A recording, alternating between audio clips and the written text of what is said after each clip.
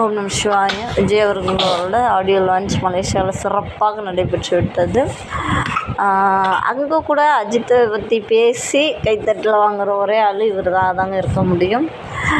உண்மையாக மலேசியானாவே அது ஏகே அந்த படம் அந்த பில்லா அதுதான் ஞாபகம் வரும். அது சொல்லி ஸ்டார்ட் பண்ணால் தான் மக்கள் அதாவது அந்த ரசிகர்கள் வைப் ஆவாங்க. அதனால் ஸ்டார்ட் பண்ணிட்டார். அங்கே ஒரு மாலிக் இருக்கார். அந்த மாலிக் தான் கேங்ஸ்டார். அவர் கூட அங்கே கை கோர்த்து ஏதோ ப்ரொடெக்ஷன் அங்கே போலீஸை காட்டிலும் அந்த கேங்ஸ்டர் தான் ப்ரொடெக்ஷன் அதிகமாக கொடுத்தாரு. அந்த ரோல்ஸ் ராய்ஸ்லலாம் இறக்கி விட்டு பெரிய பெரிய கார்லலாம் இறக்கி விட்டு எல்லாமே அந்த ஆடியோ லான்ச்சுக்கான ஃபுல் அமௌண்ட்டு காசுமே யாருக்குன்னா மாலிக்கோட காசு தான், அவரோட இது தான். அவர் தான் ஃபுல் அண்ட் ஃபுல் இதை ரெடி பண்ணி இது பண்ணியிருக்காங்க.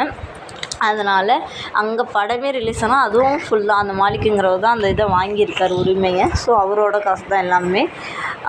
மக்கள் நல்லா தெளிவாக வணக்கங்கன்னு இது மலேசியா மண்ணுங்கிற மாதிரி மலேசியாவே அதிர விட்டாங்கங்க. உண்மையாகவே அதிர விட்டாங்கன்னு சொல்லணும். அப்படியே இது க்ரௌடுன்னா க்ரௌடு டிக்கெட் எப்படியும் நல்லா பெரிய லெவலுக்கு விற்று மாலிக் வசூலில் சுற்றியிருப்பார்.